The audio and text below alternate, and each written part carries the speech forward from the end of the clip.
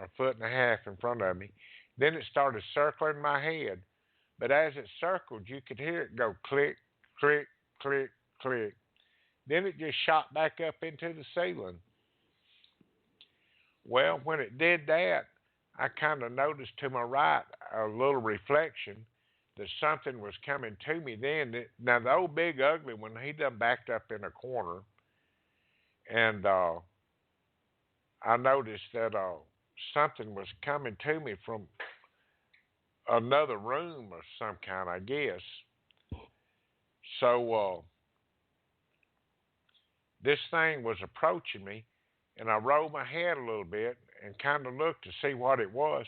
Well, it was, to me, this was a female-looking creature, and she looked kind of normal. She looked more or less like a female should, I guess. Now I didn't know that that was the sex of it, but when she meditated to me, her voice came in like a female.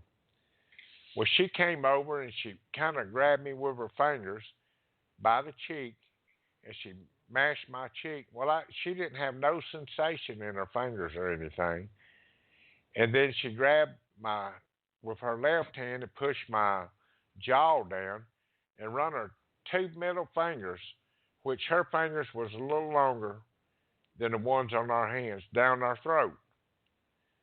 And she started trying to come up through my nasal cavity. This little thing that hangs down in back of your throat, I don't know what they call it, but she was reaching up out. Well, I started choking. My nose started bleeding.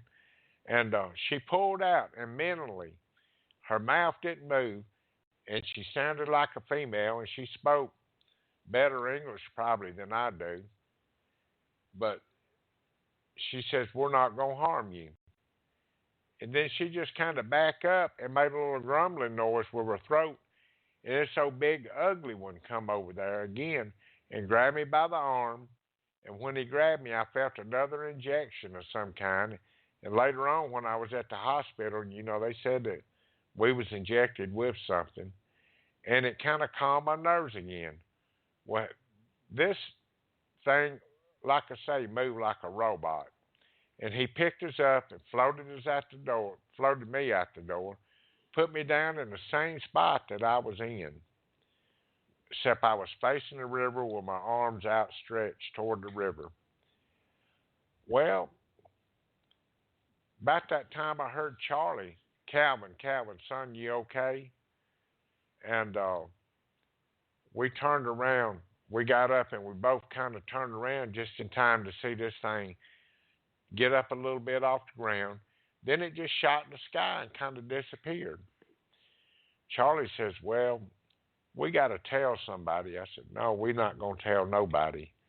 I, this is something that I don't want to know. I just started this job, Charlie. People's going to think we crazy. So we don't need to tell nobody anything like this."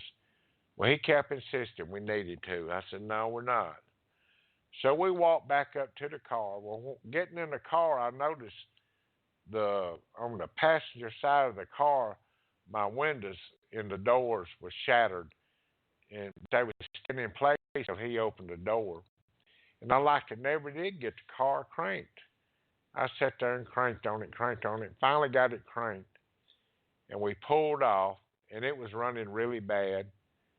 And this was, at the time, a brand new 1973 Rambler Hornet, had less than 10,000 miles on it. And when we left, there was a store up there. He said, "Pull in here." Now, everybody keep in mind, this was 73. There weren't no cell phones, wasn't no social media, and the only thing you had was a payphone hanging on a wall. And we had blue laws here, so he wasn't going to go inside a store and use a phone, but there was a payphone hanging on the outside. And I thought he was going to call his wife, but he went out there and he made a phone call and he come back to the car, and he said, "Well, they told me to call the local authority." I said, "Who told you, Charlie, to call the local authorities?" Keesler Air Force Base. So he had called Keesler Air Force Base in Biloxi, Mississippi. They told him they didn't take any kind of phenomenals like that, they quit Project Blue Book a long time ago, and for him to call the local authorities.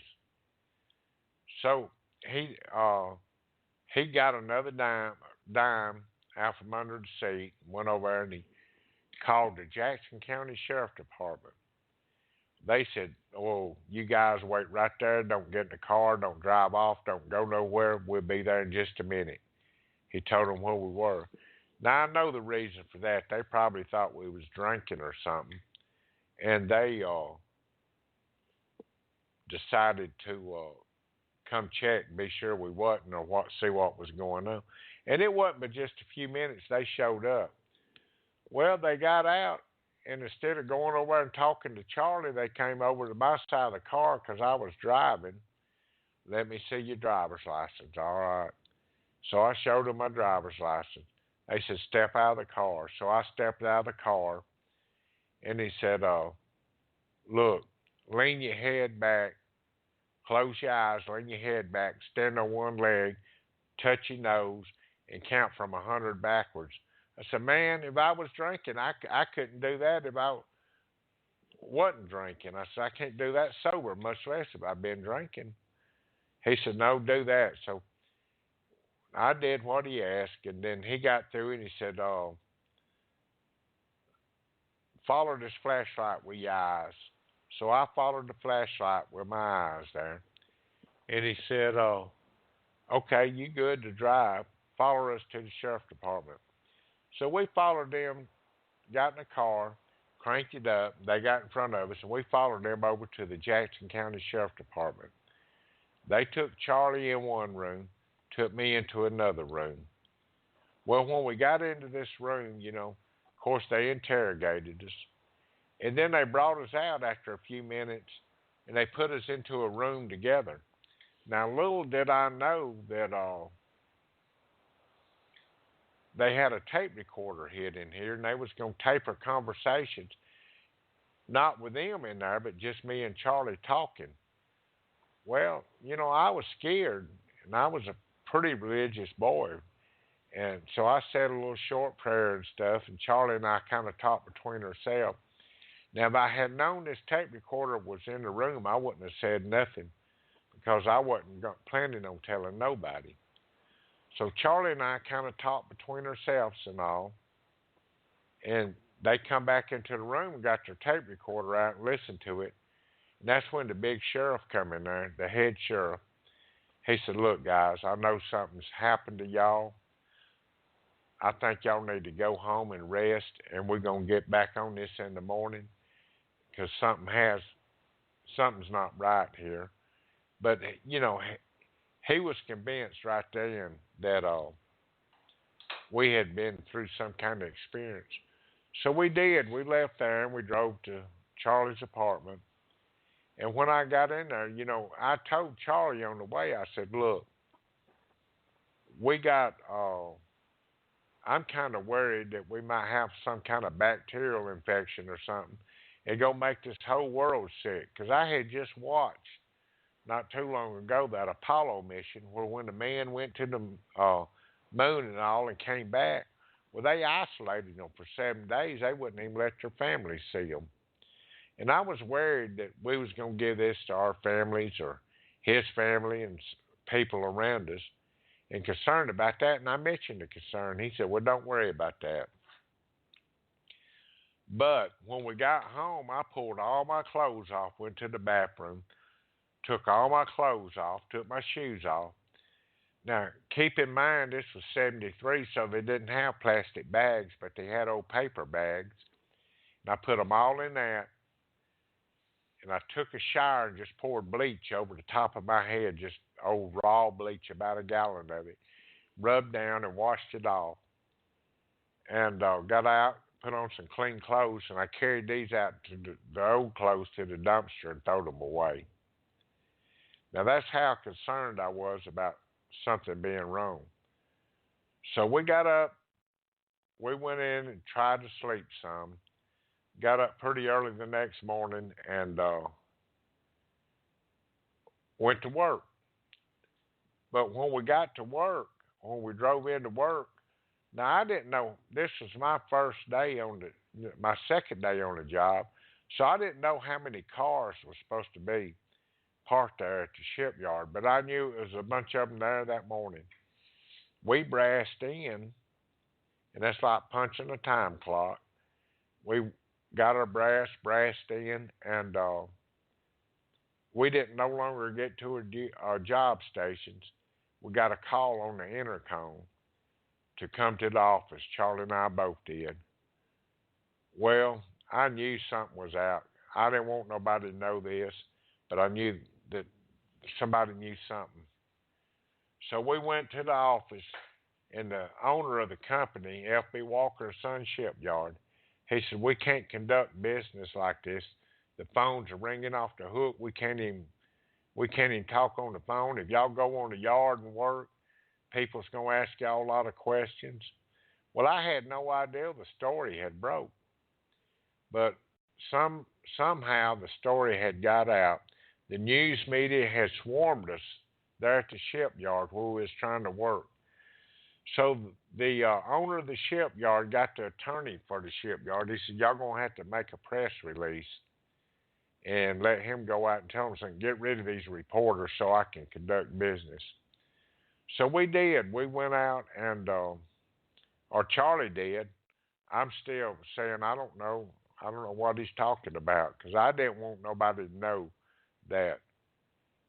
And Charlie did a press release. Then the sheriff showed up, Fred Diamond, who was sheriff in Jackson County then. He said, "Y'all get in the car. Me and this detective, we're going to take y'all to the hospital and get you checked. Then we're going to Keesler Air Force Base to get checked for radiation." So they did. They took us to the hospital. And Dr. Bosco checked us and did blood work. He gave us the okay to go on, but we got a good examination and all. And we left from there. They put us in the patrol car and went straight into Keesler Air Force Base. And they flagged us right through the gate when we got there. They didn't stop us or nothing. And had an escort take us back to a building where they checked us for radiation. Well, when these six guys in these hazmat suits said all clear, well, one of them said all clear, they pulled them off.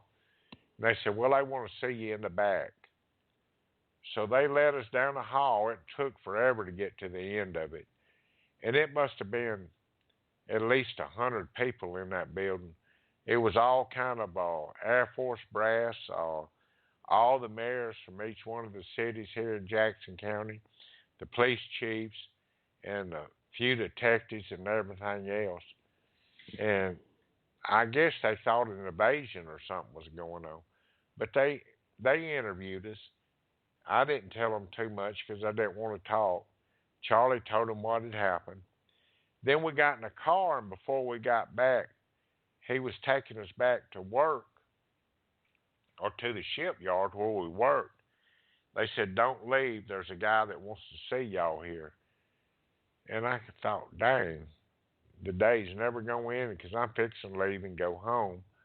But it was Dr. John Allen Hynek and Dr. Harder from the University of California had flew down on their own dime. Now, how they got here as fast as what they did, I have no idea. But, the story wasn't even good and hot yet. And Dr. Hynek showed up to do an interview. So I talked to him a little while that evening. And he wanted us to stay till the next morning and come in and see them again. So we did. He interviewed me, then he interviewed Charlie, and Dr. Harder did some exams on him. Well, the guy that owned the shipyard told us, said, "Look, y'all can't stay here and work. Why don't you take a few days off?" That was my plan anyway. That's the only time in my life I ever got hired, fired, and had a physical in the same day. I mean, all this just happened. So, make a long story short, I jumped in my car and shagged out and went back to Laurel, Mississippi. And I made very few appearances after this and never told my family what happened. They never